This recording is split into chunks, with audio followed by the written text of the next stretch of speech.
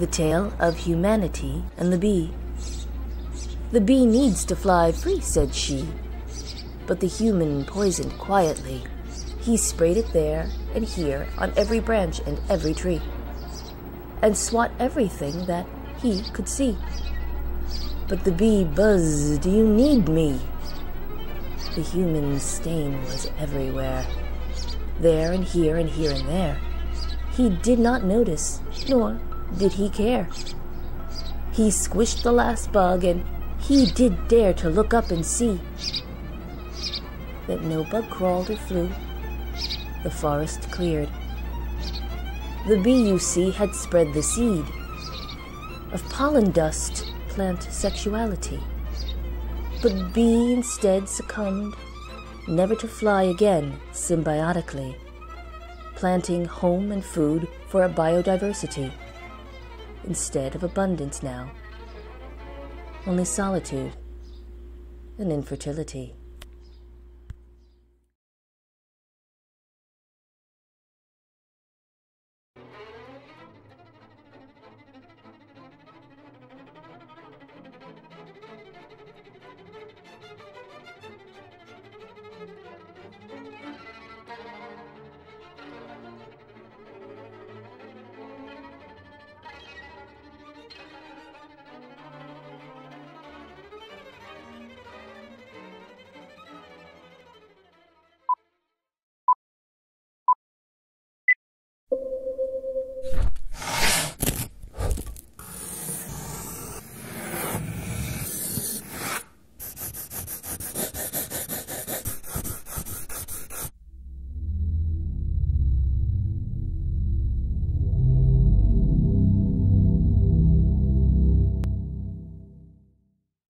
Bonjour à tous, j'espère que vous allez bien pour un nouveau tuto. Aujourd'hui on va parler un petit peu print, je vais vous apprendre à créer une identité graphique à travers quelques petits ateliers sur Photoshop. Nous commencerons ce tuto avec des notions de print. On verra comment créer des gabarits optimisés pour de l'impression offset. Donc nous apprendrons à créer des fonds perdus et puis aussi à créer des repères de sûreté. Donc tout ça, c'est assez important. On ne sait jamais si vos documents ont un petit souci lors du façonnage chez l'imprimeur. Donc ne pas oublier de mettre des fonds perdus et des repères de sûreté. De toute façon, on verra comment créer tout ça dans ce tutoriel. Une fois donc notre gabarit terminé, nous pourrons créer le graphisme du CV. On verra aussi comment créer des effets long shadow. On utilisera Illustrator pour créer un graphique. Donc on verra que c'est très simple de générer automatiquement un graphique à l'aide de quelques données. Et puis on verra aussi comment créer des petites icônes, donc pyramides en 3D avec Illustrator également. Nous terminerons donc par deux autres petits ateliers. Donc on pourra décliner l'identité, toute la charte graphique que l'on a créée sur des cartes de visite. Donc une carte de visite reprenant le même fond que le CV et puis une carte de visite un petit peu plus sombre. Quand tout ça se sera terminé, on va s'aider d'un mock-up, donc c'est un template, on va dire, des gabarits en fait, d'une feuille A4 et puis de carte de visite. On pourra venir intégrer directement en perspective nos créations. Voilà. Je vous retrouve tout de suite pour commencer le tuto.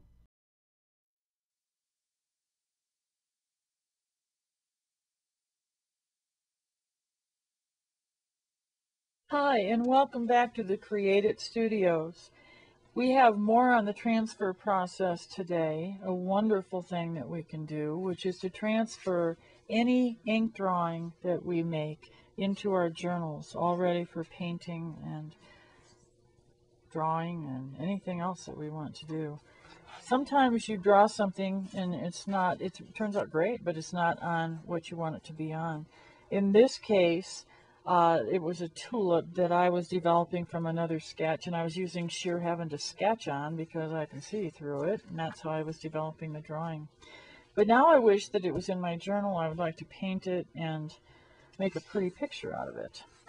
And so in order to do that, what I'm going to do is take a Pitt pen. This would also work with a Sharpie, but the Sharpie will go through the pages of the Moleskine journal. But if you're working on watercolor or printmaking paper, you can certainly use a Sharpie.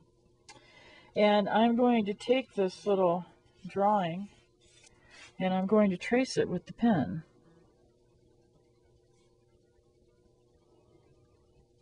I'm working on the right side of the Sheer Heaven. Sheer Heaven has a side that feels kind of like suede. And that's the side that we print on and draw on and do most things on. There are tricks that we do with the back side, but this isn't one of them. Okay, you also will notice that an ink pen just flows easily on Sheer Heaven. The tooth kind of holds it in place and even keeps it from blopping if you have to pick up the pen to continue your line. It gives you a real true feeling of control. There's no bleed and no problem. One of the things I tell my drawing students, turn your paper to give you the best angle, the best, most comfortable angle when you are drawing a line. For most people, that is away from your body. For me, that's true. Some people swear that they feel more comfortable drawing a line coming toward themselves. To each his own, but as long as you know which direction is your direction and you stick to it, I'm going to put a little ground underneath here.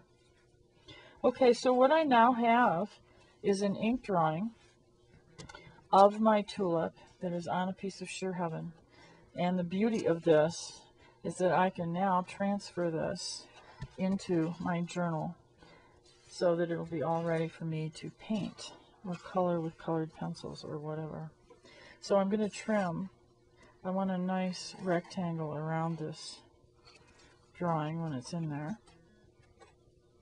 And I'm trimming to reduce the amount of halo area that comes from the surface of the Sheer Heaven being involved in the transfer. The good part of that is it holds the ink together to get where you want it to go. And the downside is that you do have a little halo, but I haven't talked to anybody that's too bothered by it yet. I'm certainly not.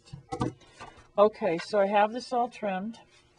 And the next thing I'm going to do, just as we do with photographs, I'm going to spritz with rubbing alcohol. So 70% rubbing alcohol, if you haven't seen the other videos. Okay, and I don't have my thumb in the ink, even though it looks like I do. And I have a glassy surface. And that's what we go for, to have enough coverage. Alright, I'm going to turn my tulip over to the center of my page. Okay, and rub it a little bit with my fingers. And this is even different than a photograph. This just comes off so easily. It transfers so beautifully, as you'll see right there. Okay, ready? There we go. No more ink drawing on there, because now the ink drawing is there on your journal page. It'll dry in about 5 minutes, and it'll be ready to paint or color with markers or whatever your choice. Now it's the center illustration on your page.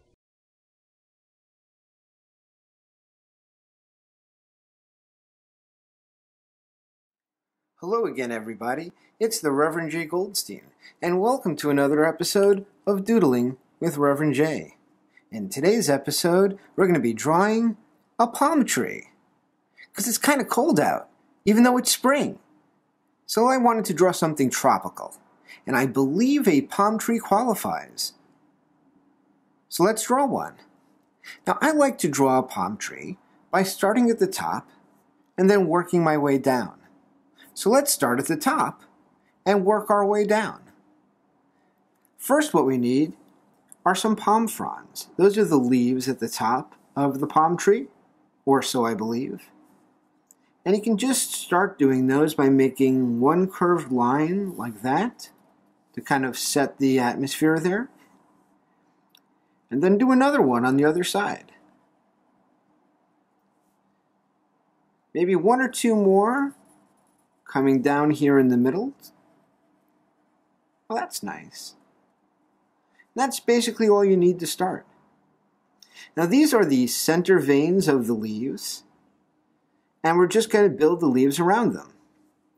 So first, let's build this leaf, since it seems to be up front more than the others. Simply start here where the points converge, come out a little bit and back in, And do the same thing on the other side. Come over here and repeat the process.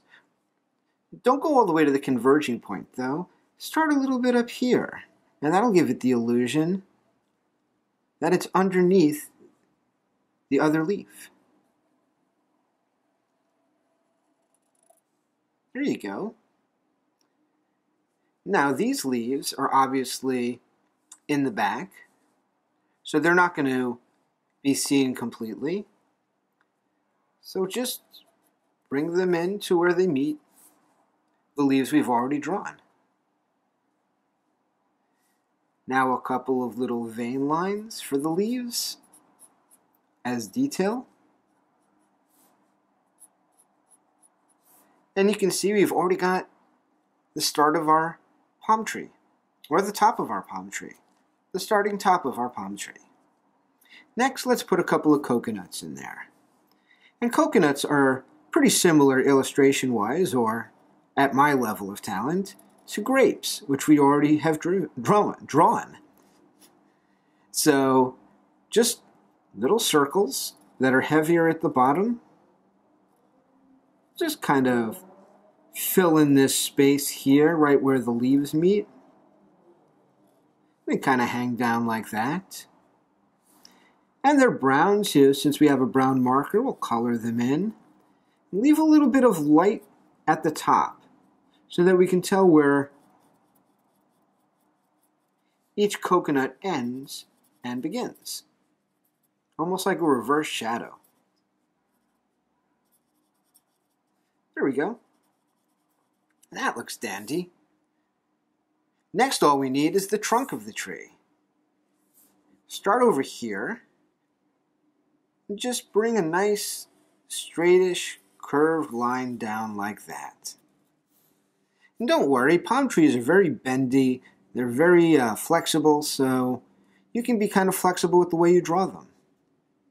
Bring down another line.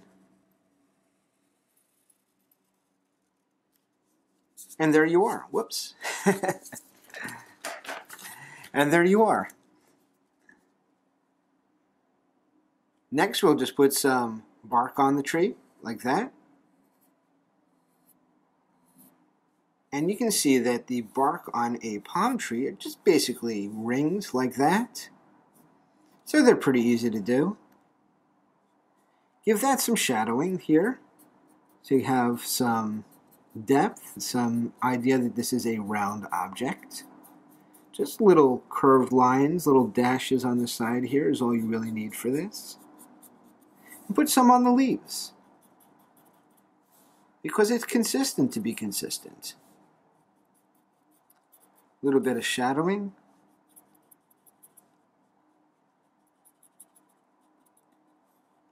And that's pretty much it. It's a palm tree. And all it needs is a place to be. And most trees I draw, I make a little grass pattern at the bottom. But this is a palm tree, so what I'm going to do is I'm going to make it be on a tiny desert island. Just kind of make some lines that go out like that. And some curved line that goes down like that. And add the ocean. Yes, the ocean, which if you've seen in real life, is pointy, like that. And then some lines to indicate the waves in the water. Some lines to indicate the sand on the desert island. That's a tiny desert island. Barely even big enough for one tree. And add some sand at the base of your tree. I think we're done. That's a dandy looking palm tree, and I'm feeling warmer already. So if you enjoyed this video, and I hope you did, please hit the like button, hit the share button, subscribe to our channel, my channel, our channel, yours and mine, and hopefully we'll draw some more things together, huh? Until next time, it's the Reverend J. Goldstein. Ta-da!